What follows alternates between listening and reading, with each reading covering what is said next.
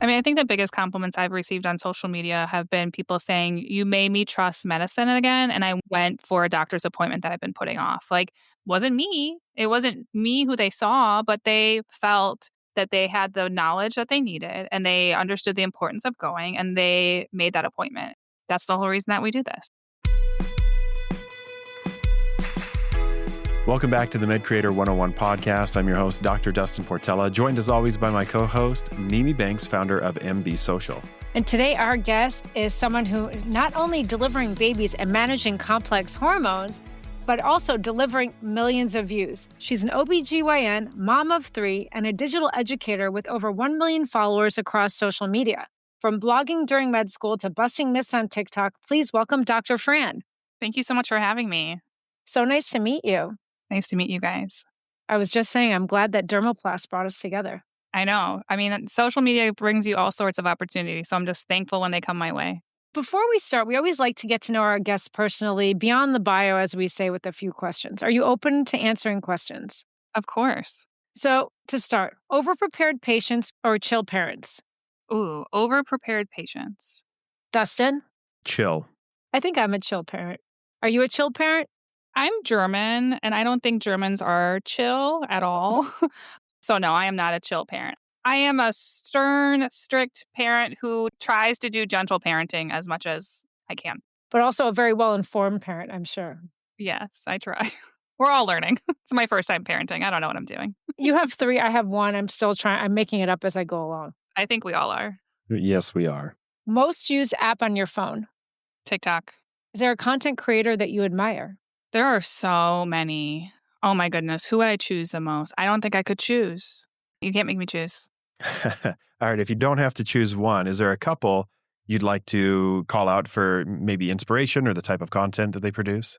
Sure. So I love all my OB-GYN friends. We all kind of do things a little bit differently, but the thing I've loved about being a doctor on social media is that I've learned so much from them. So Dr. Genius is an OB-GYN. She's a family planning doc who talks a lot about pain management from IUD insertions. I've learned so much from her. There are several, like Dr. Mary Claire Haver has taught me a lot about menopause management. So even though as a board certified OB-GYN who graduated from residency, I still have so much to learn. And so I just am so thankful for all the teaching that my fellow OB-GYNs do. I learn a lot from fellow derms and plastic surgeons on social media when it comes to wound closures and management of so many different things and holistic providers that just give a different perspective on things. So I echo that sentiment. And last question, it's a loaded question, maybe for both of you. Instagram or TikTok? TikTok. Probably still TikTok, but the balance has shifted a bit. As TikTok has matured, it's a little closer than it used to be. The pendulum is swinging now. It's coming back. You're right, Dustin, because I recently was scrolling through Reels, which I don't typically do, but it was so nice not to have so many TikTok shop ads on Reels that I was like, oh, you know what? This is not bad. So I agree. Yeah, it's getting a little bit more equal. Interesting. So I want to start by talking about your style blog, Franish. You started it during med school. What inspired you to start creating content back then? Well, okay, this was the early 2010s and style blogs were just taking off. And so this was the era where everyone had like the bubble necklaces and like everyone had like 10 pairs of the same colored Old Navy jeans. And I had graduated from college. I was working full time at a pharmaceutical development company. This was when Pinterest started and I got a Pinterest account and I saw all these people taking pictures of their outfits. And I was like, well, I'm bored. So I started taking pictures of my outfits and they were terrible. They were so bad. And like, it was such a growing process for me to like record my outfits and then have to look at myself and be like, what do I like about this and what don't I like about this? And it really helped me evolve my own style over those years. Instead of just like following every trend, I really could like lean into like, oh, I liked how I looked in this outfit. What did I like about it? And just kind of go from there. When I got into medical school, I went to LeCom, which made you wear business casual to school to sit in a lecture hall, which was a little crazy. But I just kept taking pictures of my outfits because it was like my outlet, something different from school. And I did that for all 4 years. I documented my way all through medical school. And there weren't a lot of us at that time on the internet really documenting like our life in medicine. So I did that for 4 years. It was really nice. And then I graduated from medical school and I went to residency. And all of a sudden I was working 80 hours per the ACGME, right? and only wearing hospital scrubs. So what am I going to blog about? Nothing. So I basically fell off the face of the planet for 4 years. Is it still alive? The blog is still up. If you wanted to go back and look at it, you definitely could, but I haven't updated it in years. What platform did you use then? Like Blogspot or something? Blogspot, yes.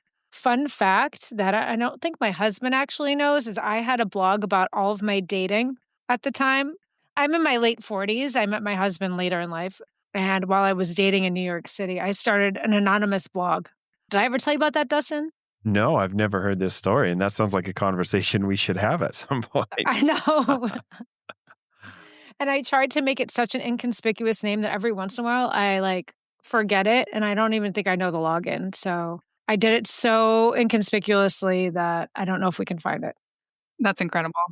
So you're an established content creator of sorts, getting used to looking at yourself on camera. Then fast forward to 2021, fresh out of residency and seeing a lot of OB-GYN content, I would imagine. Yeah. The algorithm learns you, you know? They really do. Or they hear you speaking. I'm very convinced that they hear you. I agree with that, actually. Right. So my FYP started to learn what I was interested in. It showed me a video of pregnancy, and I was like, well, what is this saying? And then the algorithm was like, we should show her more. And then it was like all I was seeing was pregnancy, birth control, labor, all those things. So that's all that was coming across my FYP. And then is that what inspired you to start again? Yeah, I took 5 months off after I graduated to be home with my kids before starting my attending job. And I was bored. Being home with small children. And so I kept seeing these videos about that were like incorrect, just like people's misunderstanding about anatomy or people talking about lactation the wrong way or, misconceptions of whatever. And I was like, well, who else should be addressing this but an OB-GYN? And like, I'm used to making content online. So let's transition from taking pictures of my outfits to talking about the thing I had just trained for 4 years. And what was your very first piece of educational content? I remember the first one was someone was in a club at a bachelorette party pumping and dumping for her baby. And I made a video saying that you don't have to pump and dump if you're drinking. Oh, you don't? No. Yeah, no, you don't have to pump and dump. I didn't know that. I'll send you the video. I definitely did that. And then did your early experience creating content and doing your fashion blog give you the confidence to start automatically going back into things? Were you inherently more comfortable? You were comfortable looking at yourself? What was that like? I think so. I mean, especially the looking at yourself, it's hard, right? Because you are your own worst critic. And I was just used to already being my own worst critic. So that was fine. And I always share that whole part of my story about the fashion blog and all of that, because I think it is an important part of why I could easily jump into it. I also am an avid social media consumer. So I know what draws my interest, what the current trends are. And so I think just that combination of having had a history doing it, enjoying social media, kind of wanting to be the person to correct misinformation just came together and made sense on TikTok. Was there anything happening in your clinical practice that also motivated you to get active on social media? Or was it primarily, I see a need here through social media and this is where I want to address it? Or any other inspirations that you credit with helping you make that leap back into social media? I think in real life, we see a lot of people being misled by things on social media and not having a true evidence-based voice.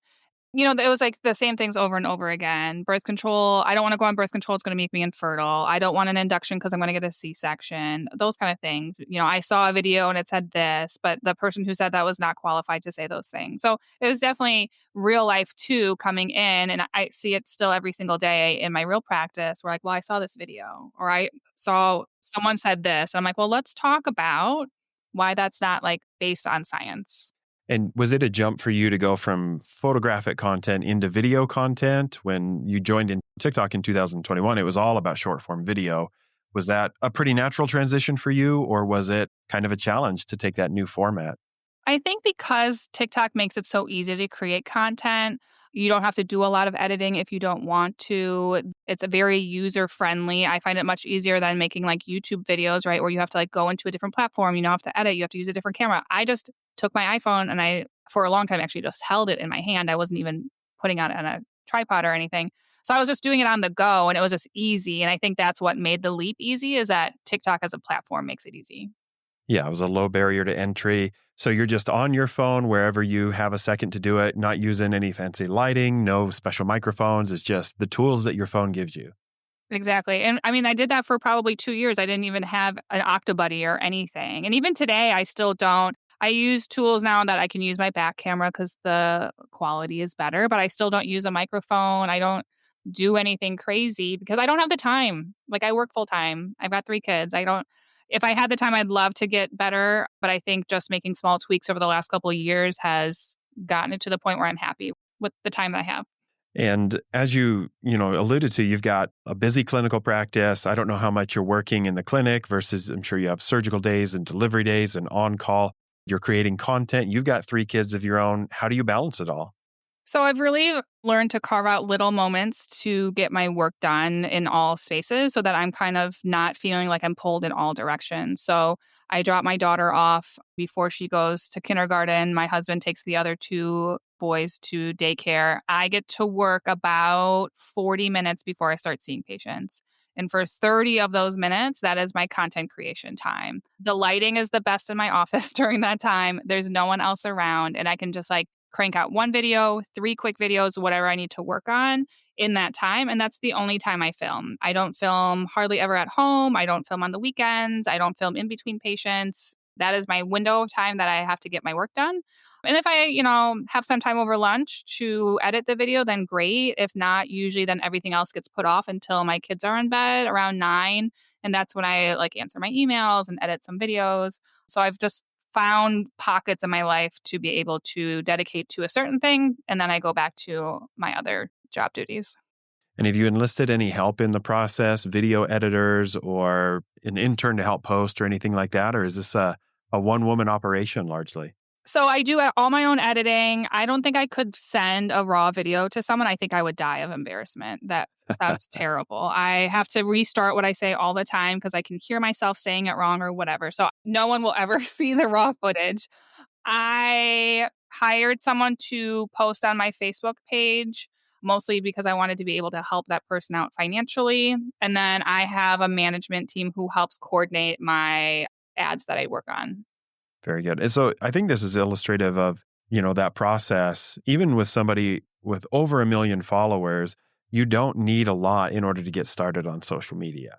You can really do quite a bit if you dedicate time. And for me, I set aside 1 day a week where I'm not in clinic to do most of my content. And you're squeezing it in with structured time, maybe several days a week. Exactly. Because financially I've done well the last couple of years. And I'm also fortunate I'm married to another physician. So financially, we are obviously very privileged. I am technically zero 0.9 FTE, which in the doctor world means full-time equivalent. So I take 2 days off a month to just be off from work. And those are usually days where I'm making longer form content or responding to all my emails, or sometimes I'm just getting caught up on laundry. But it's just given me the opportunity to have a little bit more flexibility with my time. Recently, I came across one of your videos and you talked about wanting more doctors to get active on social media. And you took an approach that I think most doctors have shied away from, and that is that there can be very good income potential through social media. I've seen Facebook groups of doctor side gigs where we know that so many of our colleagues are looking for other ways to generate revenue. Some people are sitting on their computers and answering surveys for several hours a week. They're investing in real estate. They're owning other businesses and things. So you were, I think, pretty bold and courageous to go out and share that and talked about how your creator income has matched or potentially exceeded the physician income. Why was it important for you to step into that and own that fact? Because it's true for myself and true for many of my dermatology colleagues, but many people shy away from talking about it.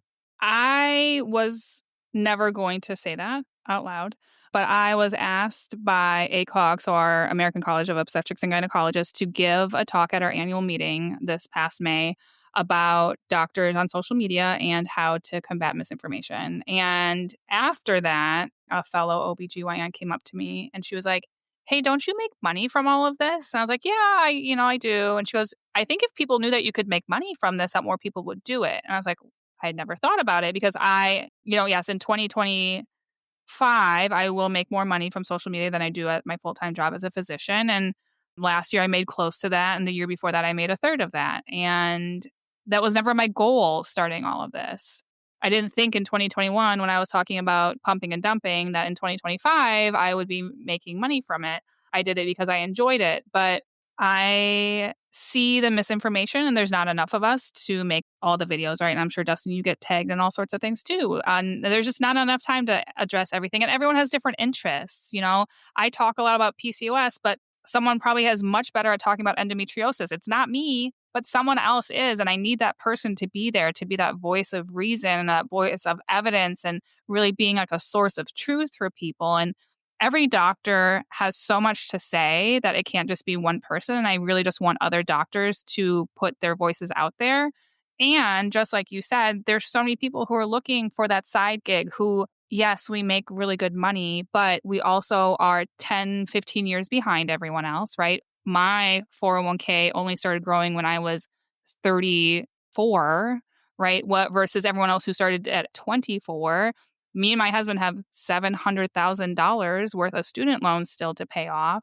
And so we are always looking for like that opportunity. In addition, burnout is real. Working full-time clinically is hard. And if there's a way that you can balance all of those things while doing something that you enjoy, maybe someone else will join social media if they hear those things and those opportunities and the enjoyment you can get out of it and the financial freedom you can get out of it eventually too. And I think what you're saying, what's important here is the reason why you started it is to combat that misinformation. I think that if someone listening to this should also know, and Dustin and I talk about this all the time, that you're in it for the long game and you're in it for the right reasons. If someone just wants to come on to be able to get more financial freedom, it's not something that happens overnight. No, you're going to spend years. It happens like it's dedication and time and years. But it's the same way for any of the other side gigs too. There's no cases really where you get in real estate and all of a sudden you've doubled your income in a year or two. It takes time to build up a portfolio. If you start a side business and you've got somebody running that, it's going to take time before it's financially profitable. But I think the key is doing something that you enjoy. And I, just like you, really enjoy the creative process. And it was a few years before it became financially worthwhile, but that wasn't the reason that I got started. And you're echoing the exact same sentiment. Exactly. And I think it's the new frontier. And I've been making money on the internet since 2013. And everyone always asks, like, how do you make money? And when it was on my style blog, it was in a different way than it is now. But people just don't even know about the opportunities out there. They know the really big creators with millions and millions of followers who are buying the really big houses and sharing that. But they don't realize that everyday people can still just use just their phone to talk to a wide audience. And eventually that can become financially a net benefit. I would agree. The other thing I think is that when you're good at something, you make it look easy. So you make content creation, both you and Dustin, look easy. And I think there's something to be said about the time that it takes to learn how to build a platform. Like a platform with over 1 million followers. How do you keep your audience engaged? Well, I think there's a lot that you can learn by thinking about how you yourself engage with social media and like what catches your attention. And so for me, I'm always trying to like just change it up a little bit. Not every single one of my videos is a pure education video. I do different things. Today, I posted a video of my outfits from the week. I don't do a lot of those, but it's a little throwback. Bringing back Franish. But you got Franish here in doctor form. But I'll talk about what's in the news. If a new study came out, I will answer questions. Sometimes I get a little sassy with the commenters, and that keeps people engaged. The way that I first went viral was because I was talking about getting sterilized, and I created a resource for people to use, and that went viral because of the timing that I had posted it. But I have fun with it. I can't make every single video be educational. That's kind of, to be honest, a bit boring to me. Having the ability to be creative and do different things is what keeps me engaged. And I think what keeps my audience engaged because they're not seeing just me talking about what the ACOG guidelines are. I will say, though, that looking at your content, something that I find unique, and now you're the third person that is a creator that looks at it this way, is that something that I admire about Dustin is he treats his audience the same way he would treat his patients coming into the clinic. And what I liked about when you did a post on Pride, and it had a very similar message. It had a very similar message about no matter who you love or how you identify, you deserve to feel safe in our care. And I thought that was absolutely beautiful. Yeah, I think, Dustin, I don't know if you have this, but I do have a lot of patients who come to me because they found me on social media. And I never want one of them to be like, wow, she was really different in real life, or like she really forced things on me. For me, I believe so strongly in patients having autonomy and supporting people as who they are. And I want that to come across in my real life, in my interactions with my patients, that they feel supported in who they are as people and as in what they want in their medical care, just the way that I do on social media. Yeah, I completely agree. And that's the approach that I take. I think of my patients first. And the analogy that I give, if they come into my clinic wearing a MAGA hat or a rainbow scarf, it doesn't matter to me. I want them to feel safe and I want them to trust the care that I'm able to provide to them. And it's the same on social media. My goal is to educate, to provide accurate information. And I'm not trying to get everybody on social media to come see me, but I want them to have that information that wherever they go, they can advocate for themselves, and that if they need to ask me a question that's within reason on social media, that's something that I can answer because it can't provide direct medical advice, obviously, that they feel comfortable doing that. And I take that as a privilege and a responsibility to be the kind of physician, whether in person or online, that can foster trust and help people live their healthiest life. I mean, I think the biggest compliments I've received on social media have been people saying, "You made me trust medicine again," and I went for a doctor's appointment that I've been putting off. Like, wasn't me. It wasn't me who they saw, but they felt that they had the knowledge that they needed and they understood the importance of going and they made that appointment. That's the whole reason that we do this. That's absolutely beautiful. Have you found that a lot of people actually do come to your practice because they found you on social media? Yeah, I do. A lot I would say probably 90% of my new patients came because of social media. And, I get a lot of consults for sterilization from across the state who find me on my own list. Sometimes they don't even realize it's my list. They're like, "I found you on this, like, Google document." I was like, "Oh, this one?" And they're like, "Yeah." I was like, "I created that." And they're like, "Oh, I had no idea." You know? But, yeah, I do have a lot of patients who seek me out, which is such a compliment. And I'm so honored that they trust me with their care. So you talked about DMs. I know that Dustin often gets a lot of like medical questions. Do you get a lot of medical questions in your DMs too? I do. I don't answer them, and I feel bad about that. Sometimes I will say, "I have a video on this topic," to, like, give you general information, or I'll say, "This sounds like a really important thing that you should make an appointment with your doctor for," but I just have had to put, like, a very hard line on that. Like, "I'm not your doctor, and therefore I cannot give you medical advice." It is a challenge for any physician on social media to be able to set that boundary because we want to help so much, but it's important that we understand as physicians, you can't do that for everybody if they're not your patient. But also you don't have the full context or you can't diagnose just from a distance too, from what I understand as a non-healthcare professional. Yeah, we're just not in a patient-physician relationship. I don't know anything about you. And so all I can say is I can either guide you to the general information or you should make an appointment with your own doctor who knows everything about you. I'm curious for this because we talked about it a little bit, but one thing we like to ask is that how do you come up with content? Because some areas that hold physicians back or people back on social media is that they don't know what to post. They don't know how to post. They don't know the tactics, but coming up with content ideas, specifically if you are now having a big platform, what do you do? I would actually be interested to also hear how Dustin organizes this. I do a lot in my drafts. So if someone leaves me a comment, I'll start a video on it to put in my draft so I can answer it in the future. I will save videos and put them in my like saved area for if I want to address them later. Sometimes I'll download them if I think that they might disappear. But that's generally where I get it. Again, as a consumer of social media, I see what the trends are. So if there's a big trend going on, I will try to incorporate that into what my topics are, which has been fun because you can get really funny videos out of like medical things for certain trends. So it's always a combination. I think people would be surprised how much people want to just know the basics. Like my most popular videos are me just explaining like where your uterus sits in your pelvis. People think it's this giant thing that moves around and you're like, "Let me show you a picture. Let me show you that this drawing that we show you is not the reality of what's in your body." And people are like, "I didn't know that." So like any doctor can talk about any part of the most basic parts of their job and people want to know that. Basics. Yep. Yeah, I think my content creation strategy is not dissimilar from yours. My TikTok drafts is just probably dozens of videos of me staring at my phone with a comment on the screen. That's like, all right, I'm just saving this so I can go back and actually create the video later. And then my staff knows, at this point, if they see a trend, my staff is bringing me, you should do this trend or use this sound. And then I try to review my comments. And if I see a theme coming up, either in the comments, in DMs, or among my own patients, I'll jot that down in my notes. And then it becomes a video topic when I sit down to batch create.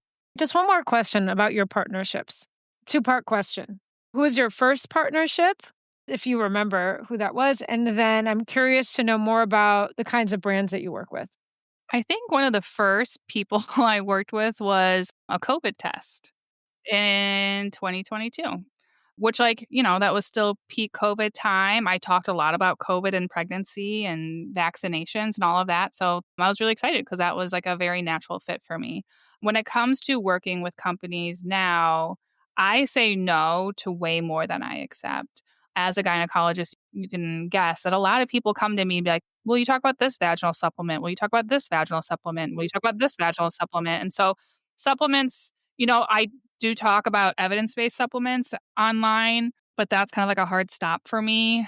There have been just like controversial things that I just personally don't use, so I don't talk about those. Had a couple personal toy companies reach out. I've had to say no to those, just like I didn't feel it was the right fit for me, even though it does, I'm very supportive of it just to keep, I always say I don't represent my hospital, but I also have to keep it professional. So got to choose those.